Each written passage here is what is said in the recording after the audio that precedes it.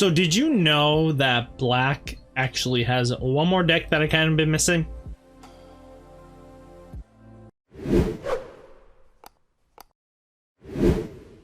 It's introduced a lot of new mechanics and a lot of new cards, but people have been saying, you know, don't sleep on black. Reboot. So guys, we're gonna dive right into a deck profile that I'm starting to conjure up based on how well BT5 introduced this black reboot deck. Out of nowhere, this deck started coming from. It did have one or few tops in Japan, but it wasn't over consistent enough to show that black was a top contender. But BT5 kind of stand to correct it, so let's dive right into it. Metal Garurumon came out of nowhere in BT5 for a lot of us. So what I figured is, why don't we adapt it to being more meta, reliant on us, because we are going to be heading into a meta where we have a lot of Digimon cards that are now able to just blow up megas or higher, so we need to use the new mechanic called Decoy. Decoy really helps this deck out actually have its longevity, because a lot of cards now, we have Trump Sword back in the meta, we have all these Three Musketeers spells that are just coming in so hard that it just makes massive removal a major thing in this game again. So now we're kind of laying to a slower format. We can actually play cards that have Decoy and just have counteracted stuff. But what really makes it interesting with Reboot is we have a new Reboot Digimon called Pile Volcamon. Pile Volcamon does have Reboot, as I mentioned, but once per turn, one of your other Digimon is deleted, trigger de-digivolving one of your opponent's Digimon. So that mega they built up ain't doing deadly, because if you lose a Digimon in exchange, if they have to kill off, let's say you block one of their things, they lose out on their big guy, because now that's massive to lose. So Pile Volcamon can definitely take out, de-digivolve a Lord Nightmon down, which is super important. Maybe you block a, you know, our good friend Ancient Garurumon or Bonds of Friendship Gabumon, being able to de-digivolve them down. This deck is designed to just de-digivolve them down a bit. I don't want to heavy rely on Pile Volcamon too much, because a lot of other decks are a little bit stronger and more tanky than this deck. This deck definitely helps against aggro. It's another form of control that people will probably sleep on this deck, but definitely, if you feel like Pile Volcamon should be the 4 of and Metal Garurumon at the 2, definitely swap this around. I don't disagree. I think Metal Garurumon being able to take out a security from the top one of your opponent's stack is super important, and being able to blow up a small Digimon in exchange is so good in this game that we might see more play on this kind of category, where I figure Metal Garurumon's just slightly better. But we also do play Genkumon. Genkumon helps us control the board, especially against Rookie Rush, where we get to punish them with Genkumon when digivolving. Delete all your opponent's Digimon with lowest play cost, and then your turn, while your Digimon has an unsuspended, while your opponent has an unsuspended Digimon, this Digimon gains security +1. So if they even have them on just standing, you're just going to be clearing out the security for a couple pokes and just keep punishing them left and right, left and right, left and right.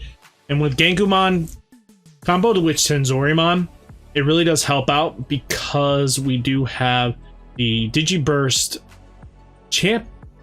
Ultimate that just helps out in the long game to make it so we can get this extra third security stack. That would be crazy. Or we can have this thing on board and just give it Pierce, and we just keep swinging in and just removing security stack after security stack after security stack, just punish them left and right. So that's majorly the main idea behind this deck, is that our megas are constantly out of the way of being swung into, but they also punish your opponent from in a way that they don't want to be punished. So let's go over the rest of the deck. I've talked about the megas a bit. So Komporimon is in here, so all our rebooters get +1000 DP. Really solid. But we also have Palgumon in here. I think on deletion, revealing the top card of your deck to add to your hand if it's a black Digimon, otherwise place it at the bottom of the deck.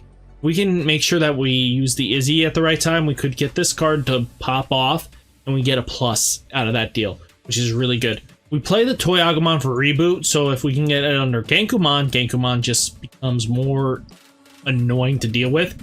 We have Chumon for mostly because the blue matchup, the yellow matchup, you can just shut them down real quick because they got to target this first. And if they can't gain the memory up, if you're choking them hard enough, they're not going to go anywhere. Chinchorimon is fantastic with security reveal. Let me explain something. Gabumon, Bonds of Friendship, is a Warp Digievolution. Galamon has a Warp Digievolution. Ipmon has a Warp Digievolution. You have so many Digimon with Warp Digievolutions. Being able to go like, I'm on this top guy and bring him down really punishes them hard, especially if it's get revealed in the middle of their combo. They don't have another way of getting off that win that they wanted so badly. Being able to get shut down 3 to 4 extra attacks is just so good.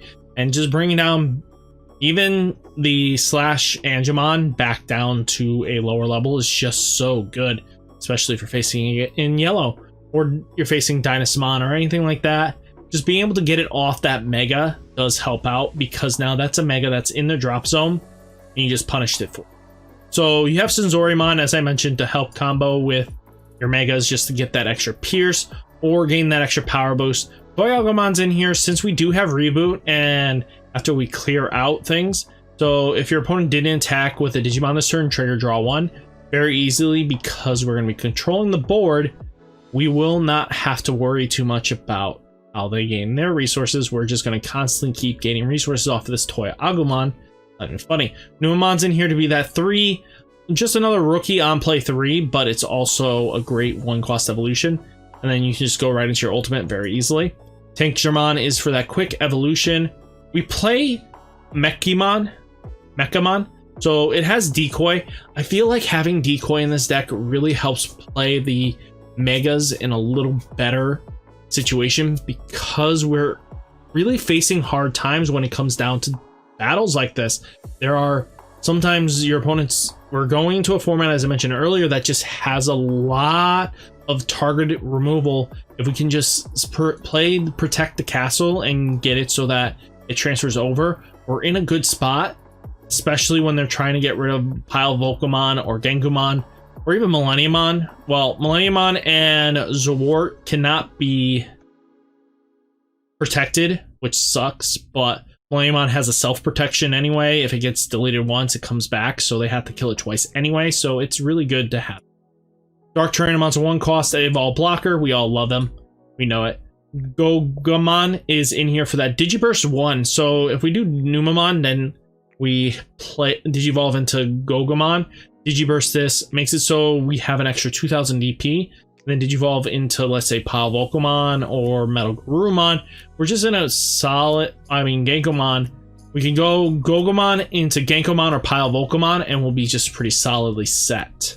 More Mumsymon is for that 2-cost quick evolve. We have Mummymon. So Decoy Black, which makes it so any spell that would cause one of our other Digimon to be blown up, we can target this thing instead, protecting at least 1. So on deletion, destroy one of your opponent's Digimon with a play cost 7 or less. We want to be able to take out an ultimate. Sometimes it just helps to get rid of those pesky ultimates that are 7 costs. Or even just getting out a rookie is really good. I've talked about Metal Garurumon being able to clear out things. Millenniumon's in here to get rid of annoyances to the bottom of the deck. I feel like being able to rewind stuff to the bottom of the deck is better than getting into the trash because certain decks just can grab it from the trash. Either or trash or bottom of the deck is just too good sometimes. Omnimon Zord helps us trash the top 3 cards of the deck to play 2 black Digimon out of this trade. So we're going to try to get our decoy targets or a blocker and a decoy target. It just really does help out just so that we can play Protect the Castle again. Next, we have Iron Fist Onslaught. Delete all your opponent's Digimon with the highest play cost. If it's tied, you just keep going. You just delete all the tied. So it does help out controlling board state that we really do love and live for. So definitely don't sleep on Iron Fist Onslaught. I'm going to be completely honest with you. Next, we do play Izzy for It's the memory resetter, but it also reveals the top 3 cards of our deck. If they're all black, gain a memory. So this could become a 3-cost play tamer, which is really nice. Next, we have Izzy Joe Kita. So, start of your turn, if your opponent has 2 or more Digimon, gain 2 memory. Opponent's turn, when one of your black Digimon is deleted, you may suspend this tamer to draw a card. We want to be able to constantly revitalize the decoy targets if we're playing that control matchup. That's this deck's major weakness, I think, is the control matchups. That is security control and everything like that. If they can target our Digimon, we're kind of in a bad spot. So it's good to be able to reroute the destruction. So here are some other cards you can definitely play. You could play Sealdramon if you feel like more blockers are needed. Mechanorimon, definitely if you want a better option against Rookie Rush, it does help out. Shademon's another blocker. Next, we do have Nannemon. So at the end of the battle, play this without paying its memory cost from the security, which is really nice to be able to cheat in a champion from your security. Just always helps out, and just be able to digivolve up and get it back in the game. Gigadramon, I think, really does have a nice opponent's turn, so that we can play this game where we can protect ourselves a little bit better, because Genkumon can't reboot stand him if you can't get that line. It's really nice to make him a formidable 14k swing body, so it does help out. We have Infermon, just in case you feel like you want to just have another really good on-play Digivolve target that can be played with Omnimon Zwart. This is a really great card for you. We also have Megadramon. The blocker inheritable is just still really good, just to give you another big boss Digimon to work with. Next, we have Rebellionmon. Rebellionmon's in here to make a blocker retaliation combo that makes your opponent not swing. So if you feel like you need another way of getting blocker or retaliation, definitely pick up Rebellionmon. Also treat it on black on all turns, so it's really good. We have Blastmon being Blastmon security +1, and then when attacking, you may choose one of your opponent's unsuspended Digimon. If you do, switch the target of the attack to that Digimon. Really nice to be able to start clearing board and dealing with big threats. It does help out. I don't disagree. Black War Greymon, security +1 and reboot is just annoying to deal with sometimes. Gundramon is a blocker, but when digivolving, reveal the top 5 cards of your deck. You may use one option with a memory cost 7 among them without paying its memory cost. Trash the remaining cards. If you do use an option, if you don't use an option, delete one of your opponent's Digimon with play cost 4 or less. It's really good just to be a control card, but if you also play its option, which I don't have here, let me grab that real quick. The option, just Sorcerer. If you play this instead of the on-fist slot, this helps delete all your opponents with 7 or less, so this can help clear a Rookie Rush heavy meta very easily. Black War Greymon is in here for that Digiburst unsuspend itself. It's still a great combo piece. Omnimon Alter S, just to help completely control board state, is just too good. If you want another Chaosmon with Pierce, just to get in that extra clear out the board status, if you feel like you're facing on Mons with wide boards and great to restand, swing in again, really does help out. Don't sleep on it. Next, we have Ultimate Flare. It's not like on fist. It's really good to have a D-Digi Evolution 3. It puts a lot of players on a clock when they see it, so it's not bad to have. You could also play the Black Memory Boost. It does help out with delay and then trying to get combo pieces. This card is just, as I mentioned, just for that delete the 7 or less. So guys, what do you think of that deck list? Let me know down in the comments. Is it exciting for you? Was it the Black Reboot you thought it was going to be? If not, tell me I suck, and I'll catch you in the next one.